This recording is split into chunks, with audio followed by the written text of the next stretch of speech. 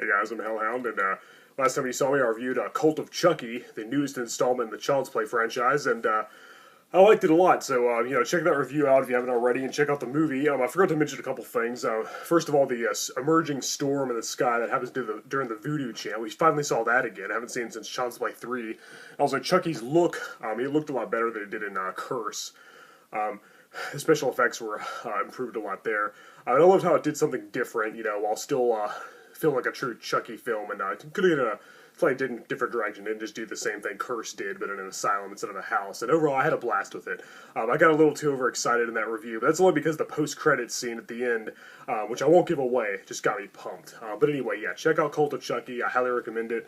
It wasn't quite as good as Curse of Chucky, but I still massively enjoyed it, and I think it's a worthy entry in the series. Anyway, today I'm going to review Final Exam, yet another early 80s slasher film. This came out in 1981. It's directed by Jimmy Houston. 1980 and 1981 churned out a lot of slashers like this, more than I can count.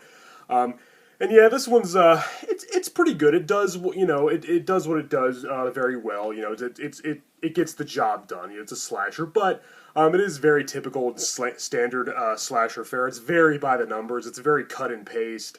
It just feels so basic and doesn't really bring a lot, anything new or exciting or refreshing to the table.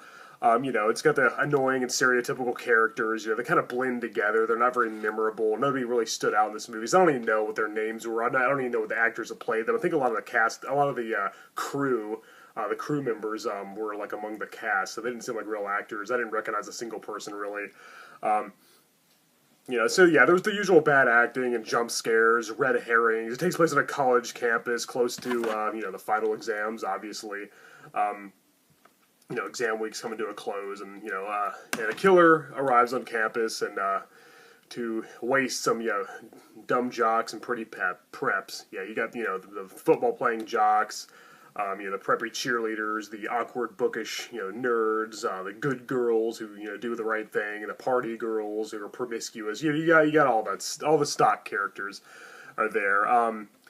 A lot of people, they're running from the killer and they trip and fall. The characters weren't very memorable. There's very little action, and it took a while to get started. The first hour, moves at a very slow pace, and focused on trying to have character development and try to build up the story. But again, as I said, I didn't care about any of the characters. I didn't find them particularly interesting or exciting. So, they were very, as I said, they were very stock, a bunch of stereotypes. And, aside from the coach and the cop character and the geeky girl and the geeky guy, I didn't really find it even very likable, and none of them stood out to me. So yeah, it's got all the same cliches and tropes every slasher has, and it just feels like if you've seen Prom Night, you've seen Graduation Day, and you've seen all those, you've already pretty much seen this movie. However, I will say there are some creative kills, especially the one involving exercise equipment that stand out with a weight in the gym scene. And I really liked the killer. Now, the thing is, the killer's very mysterious in this movie. He's very kept in the shadows. He doesn't even, aside from the opening kill at the beginning, you don't see he or she until later in the movie, and it's always you see an arm or a leg, or he's in silhouette. The face is always concealed or obscured. So it's a very creepy vibes and suspenseful scenes there. The killer's always far away, and somebody sees him and runs. There's always a lot of darkness when it happens. And man, this killer was very tough and unstoppable, almost supernatural. He moved really slow while somebody'd be running and running away from him, getting farther and farther away. Then they'd either trip or he'd just appear out of nowhere and get him. And man, he was just invincible. He was like Jason or Myers. There's one part where somebody fires an arrow at him, he just catches it in midair and then stabs him with it. It was like, wow. So yeah, the killer was, more like a, one of the big names, almost supernatural killer. He just couldn't be killed. He couldn't be stopped. Nobody could fight him off. He was just wow, yeah. So I thought that was interesting. That was a little different. I mean, not aside from the big names, as I said. Because he didn't wear a mask or a costume. He was just concealed. He didn't wear he didn't hide his identity. You just didn't really see a lot of him, which was cool. I thought that was cool. It kind of reminded me of the first Friday the 13th. I thought that was a good idea. And so yeah, like wow, yeah. So yeah, very good killer. So that, that's the thing I come to expect. These slasher movies, they can be as bad as they want, as long as there's a memorable and interesting killer. I'm happy. I'm a happy camper. And some good kills and gore. Yeah, all the characters blended together. I couldn't even tell them apart. I didn't really even care who lived or died. So the thing is, I didn't guess who the killer's identity was, and the movie doesn't really play fair as to who the killer is. I must say. And I didn't guess who the killer was because I didn't care about any of the characters. None of them stood out. They just all seemed the same to me. Like, all the jocks were just like the same person. And I've already seen these characters in so many movies. I didn't follow any of them aside from, I said, the geeky guy and the geeky goody goody two shoes girl who's like a straight A student and always does the right thing.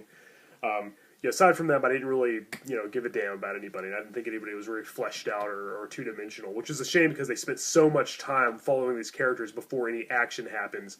I realize that's necessary to build the story, but in a movie that I feel like I've already seen a billion times, in other movies, and the fact that I didn't care about the characters kind of hurt the movie a little bit, and the pacing was a little slow. But as I said, yeah, the killer was mysterious. He was an unseen assailant. Nobody could stop him. They tried to fight back, and he would always win. And I thought that was pretty cool. So yeah, there's that. Now, in order to do that review justice, I'm going to have to reveal some minor spoilers. I am going to have to talk about the ending a little bit and the killer's identity, because in order to really complete this review, I feel like I have to talk about that because that kind of affects my enjoyment of the movie. So you haven't seen the movie and you don't want the ending to be spoiled, turn the video off now, but I'm going to tell you, there's not really much to give away. It's not much of an ending. But just in case, spoiler alert, you have been warned. Okay. The killer's identity is never revealed, nor his motivations. It just finally kind of shows his face, and he's just some guy that randomly happened upon the campus and started killing people. At least that's what I gathered. I don't know. Maybe I should read it on Wikipedia or look on a message board or something. Maybe he was introduced earlier in the movie, or maybe there was something. I don't know. Again, I was bored during a lot of this, so every time I watch this movie, I kind of lose interest. I kind of miss certain lines because it's just kind of bland and dull, especially the first hour. I don't know if he was. Let me look it up on Wikipedia real quick, just for good measure, because I don't want to, I already spoiled it for you. There's no motivation. He just happens to be some guy that kills people. And while that is a little more realistic and a little more scary, a little more terrifying, some random guy just happens upon the college campus and comes and tries to kill you.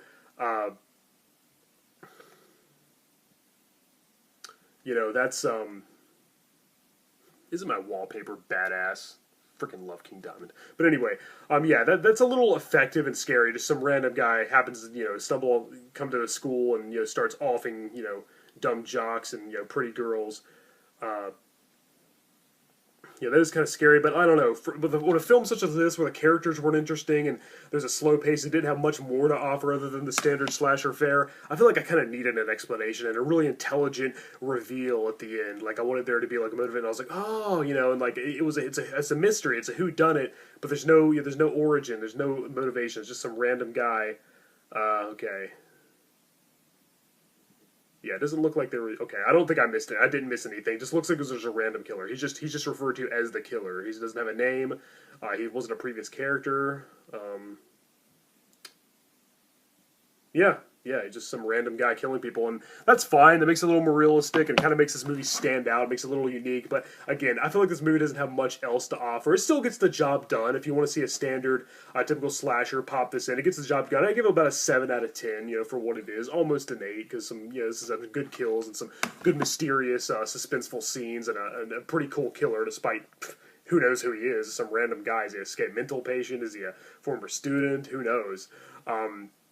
But I don't know. I feel like the movie should have offered a little more. It felt very bland. And the fact that the killer didn't have an identity or a motivation was just that made me think that they put even less thought into an already really mundane, really black and white approach to a movie. So, I don't know. But, some people can maybe think that's a strong point. I kind of do as well. It makes it a little more realistic and a little more, terrifying just knowing that we don't know, because in real life, nobody's going to kill a bunch of people and then there's a final victim who's going to say, oh, by the way, my motivations and origins are this and this and this, and, talks him to death, give him plenty of opportunity to fight back. That doesn't really happen here. And the way the killer dies, the way he's dispatched and defeated, I think it was done pretty well, too. I guess I won't give that away, in case you have went ahead and listen to the spoiler. But again, it wasn't really a spoiler because there wasn't any. There wasn't any reveal. There wasn't anything like that. He was just a guy killing people, and a girl finally, tried to fight back. The final girl in the final exam, so yeah, that's about it. Yeah, mysterious killer who had the strength of like 10 men, some inventive kills, some good scenery and dark, shadowy scenes. Make it a pretty okay slasher. Good way to kill an hour and a half, and I'd say it's not one of the worst ones by far, and not one of the best ones either, of course. But I'd say see it. If you like this sort of thing. Good gore, gratuitous nudity, all that stuff. You're definitely going to get everything you expect. People tripping and falling once the killer's chasing them. There's probably even a scene where the car doesn't start. I don't know. Again, I was kind of bored when I watched this. So, but anyway, guys, that's Final Exam. Check it out. And thank you for watching my reviews. I've been Hellhound. This is my Midnight Spook Show. And until next time.